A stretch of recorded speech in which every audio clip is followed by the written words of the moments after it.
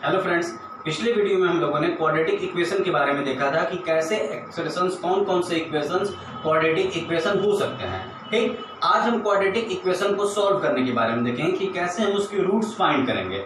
सबसे पहला method factorisation method, start करते हैं। अगर एक क्वेश्चन है कि 2x² plus x minus 6 equals to 0, अगर ये क्वेश्चन दिया हुआ है और इसकी रूट हमको फाइंड करना है तो सबसे पहला काम होगा इसको ax² plus bx plus c equal to 0 से कंपेयर करना। यानी इसको ax² plus bx plus c से कंपेयर करेंगे। कंपेयर करते समय सबकी अपनी अपनी वैल्यूज होगी, a की, b की और c की। जैसे a की वैल्यू 2 हो गई, b की वैल्यू 1 हो गई और c की वैल्यू -6 हो गई। अब a की जो वैल्यू है, यानी a की वैल्यू किसकी है, वो जो x² का कोफिशिएंट है। जैसे x² का कोफिशिएंट क्या है 2, तो a की वैल्यू क्या है 2। x का कोफिशिएंट क्या है b, तो b की वैल्यू क्या है x का कोफिशिएंट, यानी ये भी प्लस में है तो +1।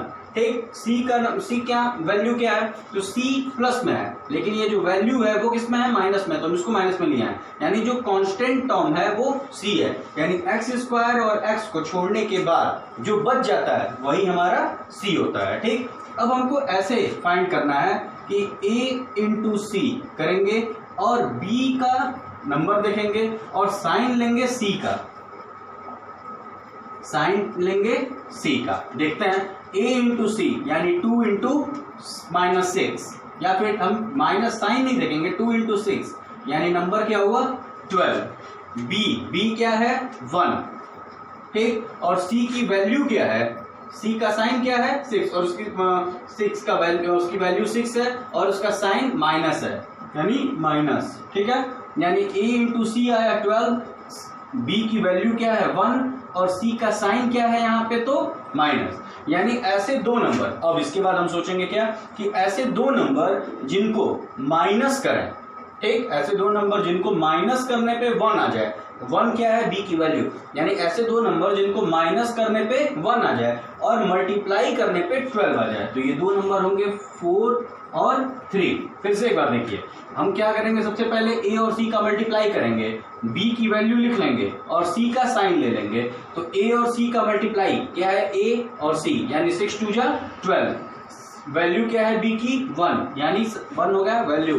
c की साइन क्या है माइनस। तो हम ऐसे दो नंबर जिनको मल्टीप्लाई करने पे 12 आए और माइनस करने पे 1 आए, ठीक, तो वो नंबर हो गया 4 और 3। अब इसको लिखते हैं, तो 2x² प्लस 4 में से 3 माइनस करने पे 1 आता है इक्वल्स टू 0। तो हुआ क्या, 2x² प्लस दोनों के साथ ले लिए तो 4x minus 3x minus 6 equal to 0। ठीक, अब इन दोनों में से कॉमन क्या है, तो 2x इन दोनों में कॉमन है, सिर्फ इन दोनों की बात की है, 2x कॉमन है, बचा क्या यहाँ पे x और यहाँ क्या बचा 2, यहाँ माइनस, इन दोनों में क्या कॉमन है, इन दोनों की बात कर रहे हैं, माइनस ले लिए, कॉमन क्या है 3, तो 3 के बाद यहाँ क्या बचा x, यहाँ माइनस कॉमन ले लिए तो साइन बदल गया, ये माइनस में था अब प्लस में हो गया और ये भी माइनस में है, ये भी प्लस में हो जाएगा, 3 कॉमन है तो बचा 2। अब ये और ये बिल्कुल सेम होना चाहिए, हर क्वेश्चन में ये दोनों सेम होना चाहिए, x प्लस 2, यहाँ क्या बचा 2x minus 3, 2x minus 3 equal to 0। तो इस क्वेश्चन के लिए हमारे रूट्स क्या हो गए, ये दोनों x प्लस 2 और 2x माइनस 3। ठीक है, स्क्रीनशॉट ले लीजिए। एक क्वेश्चन है √2x² प्लस 7x प्लस 5√2, यानी दोनों में कोई ज्यादा फर्क नहीं है, लेकिन बस इसमें रूट आ गया है, रूट आ गया है तो प्रोसेस हमारा वही होगा क्या, सबसे पहले a और c का मल्टीप्लाई, साइन लेंगे c का और b की हो जाएगी वैल्यू, a और c का मल्टीप्लाई यानी √2 इंटू 5√2, ये कितना हो गया 10। ठीक, साइन किसका लेंगे, ये साइन है वैसे, साइन किसका लेंगे c का यानी प्लस, और b की वैल्यू क्या है 7। ठीक है, यानी ऐसे दो नंबर अब हमको चाहिए, ऐसे दो नंबर जिनको ऐड करने पे 7 आ जाए और मल्टीप्लाई करने पे 10 आ जाए, ऐसे दो नंबर जिसको ऐड करने पे 7 और प्लस जिसको ऐड करने पे 7 और मल्टीप्लाई करने पे 10, वो क्या होंगे 5 और 2। 5 और 2 का मल्टीप्लाई कर देंगे तो 10 आ जाएगा और अगर प्लस कर देंगे तो 7 आ जाएगा। इन दो के फॉर्म में इसको अगर ब्रेक कर दें तो √2x² प्लस प्लस क्या है 5 और 2, तो 5 plus 2x plus 5 root 2 equal to 0। Expand किए तो root 2x square plus 5x plus 2x plus 5 root 2 equal to 0। Common लेते हैं, इनमें कोई कॉमन नहीं है, सिर्फ एक x है, x कॉमन ले लिए, क्या बचा रूट 2x प्लस 5 प्लस इसमें क्या कॉमन है रूट 2 कॉमन ले लिए, क्या बचा root 2x plus 5 equal to 0। यहाँ कॉमन इसमें से लिए हैं, यहाँ कॉमन इसमें से लिए हैं। अब अगर देखें तो ये दोनों बिल्कुल सेम है, तो रूट 2x प्लस 5 एक ब्रैकेट में और दूसरे में क्या x प्लस रूट 2, ये भी इक्वल टू 0। यानी अब इस क्वेश्चन के लिए जो रूट्स होंगे वो हमारे ये हो जाएंगे, पहला रूट 2x प्लस 5 और दूसरा x प्लस रूट 2। ठीक है, स्क्रीनशॉट ले लीजिए। एक क्वेश्चन आता है ऐसा जैसे कि find two consecutive positive integer sum of which square is 365।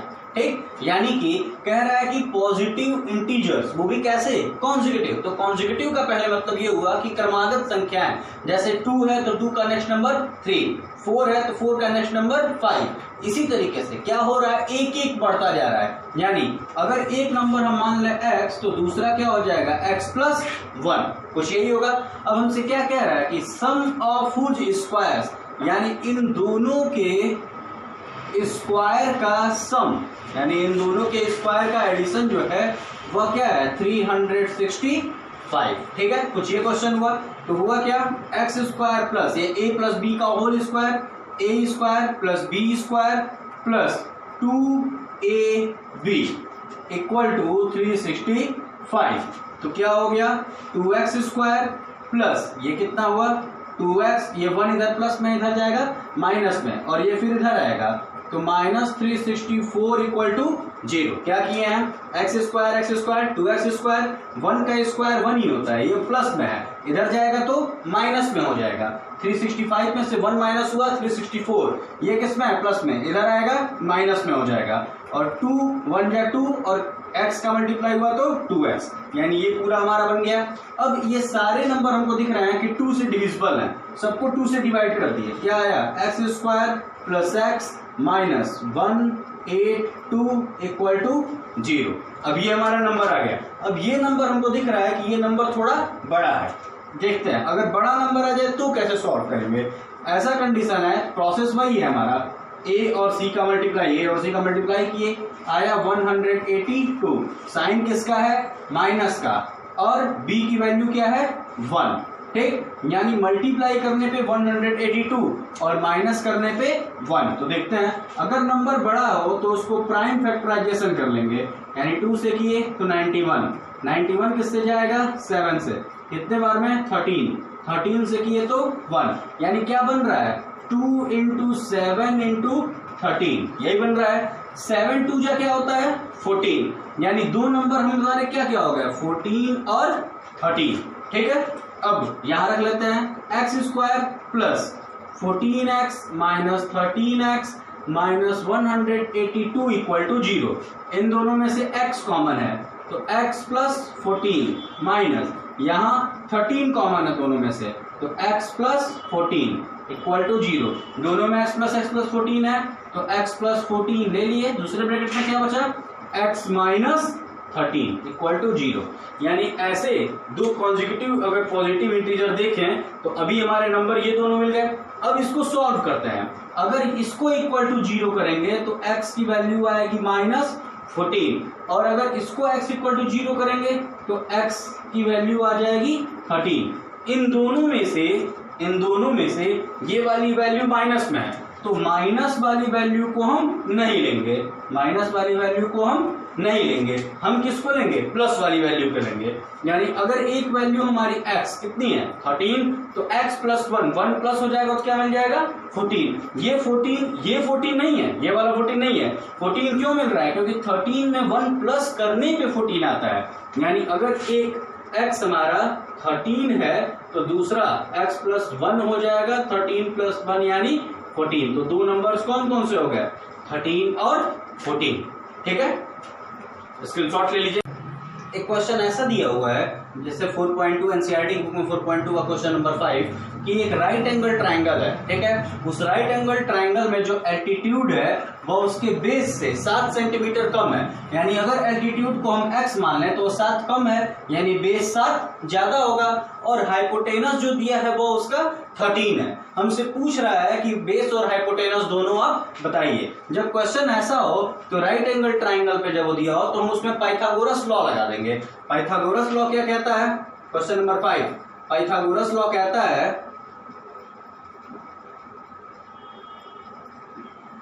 Pythagoras law कहता है हाइपोटेनस का स्क्वायर जो है वो परपेंडिकुलर के स्क्वायर और बेस के स्क्वायर के एडिशन के बराबर होता है। तो हाइपोटेनस यानी 13 का स्क्वायर, परपेंडिकुलर x का स्क्वायर और बेस यानी x प्लस 7 का स्क्वायर, ठीक। इस सबको एक साथ करते हैं तो x square plus a plus b का whole square, a square plus b square plus 2ab equal to 169। सबको इधर लाते हैं तो ये हो गया 2x स्क्वायर, ये प्लस 14x और ये इधर आएगा तो माइनस, बड़ी वैल्यू है, इसमें से 49 माइनस किए तो आया 120 इक्वल टू 0। सारी वैल्यू 2 से डिविजिबल है तो x square plus 7x minus 60 equal to 0। यानी ऐसा नंबर, अब क्या हो रहा है, ऐसा नंबर जिसको मल्टीप्लाई करने पे 60 है, मल्टीप्लाई करने पे 60 है और माइनस करने पे 7 आ जाए तो वो क्या है 12 और 5,